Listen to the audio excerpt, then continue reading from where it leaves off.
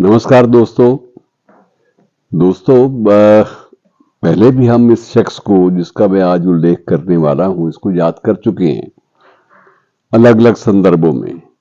लेकिन जन्मदिन के अवसर पर अगर याद ना किया जाए तो लगता है कि जब हैप्पी बर्थडे टू सैम ये ना कहा जाए तो लगता है कि कुछ अधूरापन सा छूट गया है। मैं आज आपसे कुछ और अतिरिक्त जानकारियां बांट रहा हूं सैम बहादुर के बारे में। सैम बहादुर से मेरी मुराद है सैम मानेकशॉ।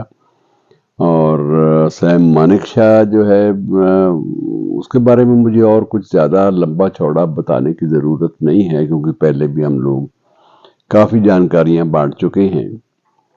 लेकिन कुछ एक बातें जब भी आप मूल्यांकन करते हैं किसी भी शख्स का तो कुछ एक बातें विशिष्ट रूप से खास तौर से उभर कर आती हैं।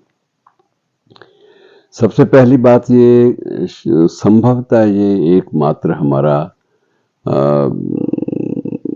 बहादुर सेनाधिकारी रहा है जिसने स्वतंत्र भारत में तीनों युद्धों में भाग लिया और उससे पहले सेकंड वर्ल्ड वार द्वितीय महायुद्ध में भी भाग लिया था। तो ये एक प्रकार का अनूठा कीर्तिमान है कि कोई भी शख्स सभी युद्धों में उसने महत्वपूर्ण भूमिका निभाई हो और कमोबेश उन्हें हर युद्ध में अलंकृत किया गया राष्ट्रीय सम्मान से, पद्म विभूषण तक तो पहुंचे।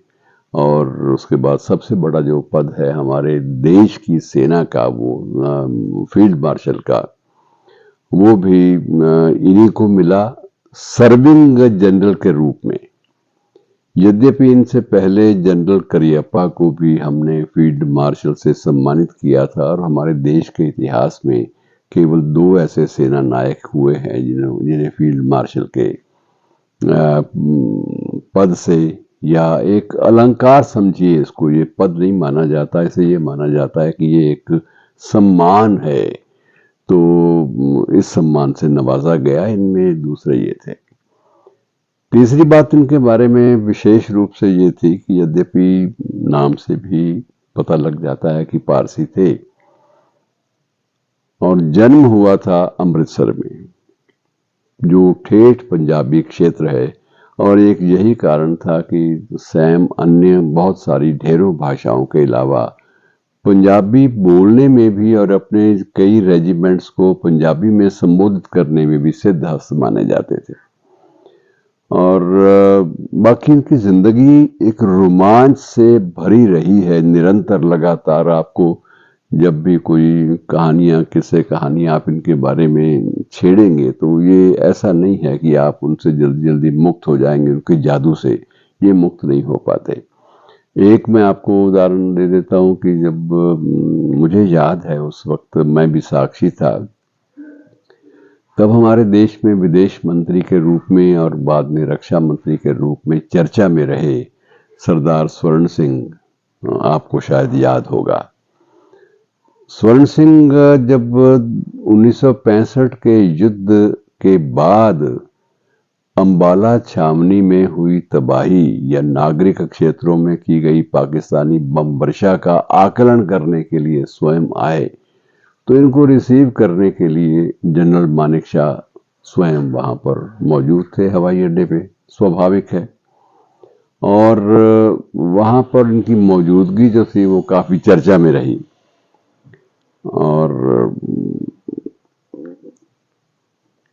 सरदार स्वर्ण सिंह ने सिंपल सीधी सी बात कही कि अब बेहतर यह है कि हमें स्वयं को, हमारे सैनिकों को, हमारी सेनाओं को इतनी मुस्तैदी से लग्न से सीमाओं की रक्षा करनी पड़ेगी ताकि कोई आदमी, कोई भी दूसरा देश, कोई भी राष्ट्र इस देश की सीमाओं की ओर आंख उठाकर देखने का साहस भी ना करे। और उन्होंने जो तबाही वहां पर हुई थी सैनिक अस्पताल के ऊपर बम वर्षा के दौरान, या एक ऐतिहासिक चर्च के ऊपर बम वर्षा के दौरान, सरदार स्वर्ण सिंह ने काफी भावुक होकर कहा था कि ये घाव जो हैं ये हमारे, लगता है कि हमारे अपने जिस्म पे लगे हैं, ये सिर्फ ये नहीं कि इमारतों के ऊपर ही बम वर्षा हुई है। और तब जोशीले सैम के मुंह से निकल गया था कि सर हम पूरा बदला लेंगे। तो सरदार स्वर्ण सिंह ने उनको टोका, भाई ये भाषा अनुशासन प्रिय फौजी की नहीं होती जैसे तुम बोल रहे हो। और मुझे पता नहीं क्यों लगता है कि तुम पंजाबी हो, क्योंकि पंजाबी कई बार सोचता बाद में है, एक्शन पहले कर लेता है। तो मुझे कहीं कहीं लगता है कि तुम में पंजाबी कोई ना कोई टिंज, पंजाबी कोई ना कोई स्वभाव में एक उग्रता वो जरूर तुम्हारे में है। तो ये क्या कारण है? तो सैम ने बताया, sir I am born Punjabi, मेरा जन्म ही पंजाब में हुआ था। तो ऐसे दिलचस्प किस्से बहुत सारे इन रोमांच भरे इस शख्स के साथ जुड़े हुए हैं। व्यक्तिगत रूप से मुझे इनके हिंदी में पहली बायोग्राफी लिखने का भी अवसर मिला और मुझे अच्छा लगा कि इस व्यक्ति से मिलना अपने आप में एक जीवट भरा रोमांच देता है स्वयं को। और लगता है कि ऐसी शख्सियतें ही हमारी जो सैन्य परंपरा है उसका एक अमिट हिस्सा है। अंतिम जाते जाते मैं आपको एक बात जरूर जिक्र करना चाहूंगा कि इनकी तारीफ में कुछ लोगों ने यहाँ तक कह दिया था,